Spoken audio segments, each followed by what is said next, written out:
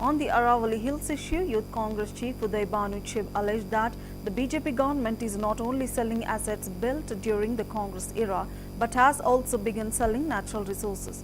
He cited examples such as the Great Nicobar Island being given to Adani, forest areas in Chhattisgarh handed over for mining, and plans to hand over the Aravali Hills.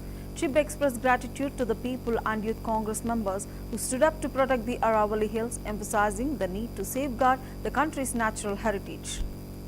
पहले तो मैं ये जो काम BJP सरकार कर रही है पूरे देश में, वो बेचने का काम कर रही है। और वो काम शुरू होता है कि जो कांग्रेस के समय में जो उपलब्धियां हैं, जो चीजें कमाई हैं देश ने, चाहे कितनी कंपनीज हों, एयर इंडिया से लेकर हमारे पोस्ट ऑफिस से लेकर हमारे कितने इंस्टीट्यूशंस हैं जिसको बेचने का काम बीजेपी ने किया। लेकिन जब ये भी इससे भी पेट नहीं भरा क्योंकि भूख ज्यादा है, तो कांग्रेस की बनाई हुई चीजें तो छोड़िए, जो प्रकृति की बनाई हुई चीजें हैं उसको भी बेचना शुरू बीजेपी सरकार ने कर दिया। और किसके लिए किया? एक ही इंसान है, एक ही परम मित्र है अडानी।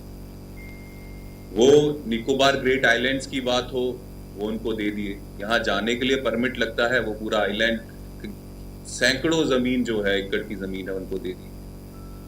फॉरेस्ट हैं जो मध्य प्रदेश के, छत्तीसगढ़ के, जो संतुलन बनाते हैं, पर्यावरण का संतुलन बनाते हैं, वो माइनिंग के लिए दे दिया। इलीगल माइनिंग वहां पे हो रही है। अरावलीज देने की भी पूरी तैयारी थी।